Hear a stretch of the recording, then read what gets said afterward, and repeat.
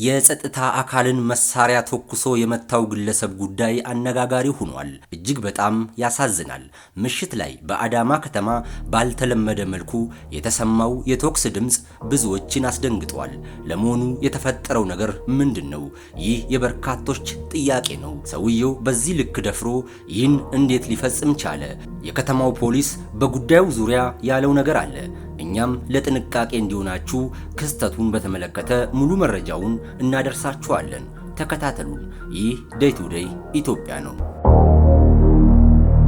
በዕለቱ በአዳማ አባገዳ ክፍለ ከተማ ደጋጋ ወረዳ ምሽት 5 ሰዓት አካባቢ ነዋሪዎች ብዙም መንገድ ላይ አይታዩም።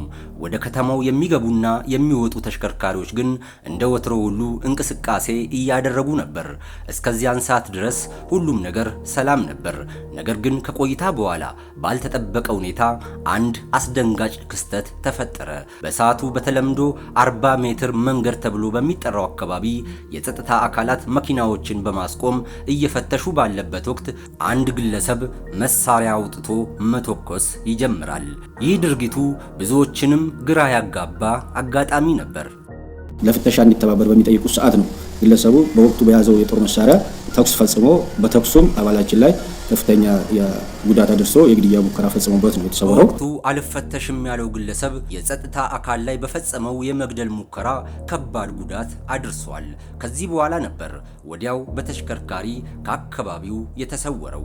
የከተማው ፖሊስም ተጠርጣሪውን ለመያዝ ከፍተኛ ክትትል ሲያደርግ መቆየቱን አስታውቋል። ኮሮላ ተሽከርካሪ ይዞ ነው ሲንቀሳቀስ የነበረው። ይህንን ድርጊት ከፈጸመ በኋላ በወቅቱ ተሰውሮ እስከ ድሬዳዋ ከተማ ድረስ ነው ከዚህ ተሰውሮ ሄደው፣ ግን ካለው የጸጥታ ኃይልና ካለው የመረጃና ደህንነት ሰራተኞች ጋር በቅንጅት በመሆን ግለሰቡን በጂፒኤስ በመከታተል ከዛ ተይዞ በቁጥጥር ስር ውሎ ወደዚህ እንዲመጣ ተደርጓል። ከአዳማ እስከ ድሬዳዋ ከተማ በዘለቀው የክትትል ስራ በመጨረሻም ግለሰቡ በቁጥጥር ስር የዋለ ሲሆን፣ በዚህ አጋጣሚ ሌሎች የጸጥታ አካላት ላደረጉት እገዛ ሁሉ የከተማው ፖሊስ ምስጋናውን አቅርቧል። በድሬዳዋ ከተማ ያለ ፖሊስ የሚሆን የጸጥታ አካል ይህ ተጠርጣሪ እንዲያዝ ከፍተኛ ጥረት አድርገዋል ማለት ነው። በቅንጅት ነው ተጠርጣሪውን እንዲያዝ የተቻለ። ፖሊስ የሰውና የሰነድ ማስረጃዎችን በማሰባሰብ የምርመራ መዝገብ አደራጅቶ ግለሰቡ ላይ ክስ እንዲመሰረትበት ያደረገ ሲሆን የአዳማ ከተማ ከፍተኛ ፍርድ ቤትም ጉዳዩን ሲመለከት ቆይቶ በ10 ዓመት እስራት እንዲቀጣ ውሳኔ አስተላልፎበታል።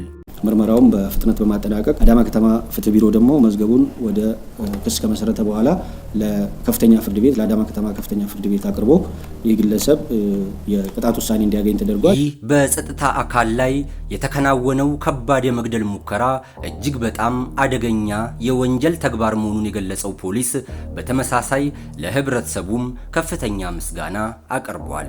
ጸጥታ አካል ላይ ነው የሰው ወንጀል የፈጸመው። ሁለተኛ ደግሞ የከተማውንና የአካባቢውን ሰላም ማህበረሰቡ ራሱ ማስጠበቅ ስለሚገባው የፖሊስ የጸጥታ አካል አጋዥ መሆን ስለሚገባው ይሄንን ነገር ከአጠገባችን ሆኖ በየጊዜው ያገኘውን ኢንፎርሜሽን ማህበረሰቡ ሲያግዘንም ነበር፣ ሲረዳንም ነበር። በማስረጃነትም በምስክርነትም ከአጠገባችን በመሆን ይሄ ወንጀል እንዲጋለጥና ወንጀለኛውም ለህግ ቁጥጥር ስር ውሎ የህግ ውሳኔ እንዲያገኝ ከፍተኛ ሚና ሲጫወት ነበር ማህበረሰቡ። በቀጣይም ማህበረሰቡ በተለያየ አጋጣሚ አጠራጣሪ የሆኑ ነገሮችን ሲመለከት ለጸጥታ አካላት በማሳወቅ ለወንጀል መከላከል ስራ የተለመደውን እገዛ እንዲያደርግ ፖሊስ ጥሪውን አቅርቧል።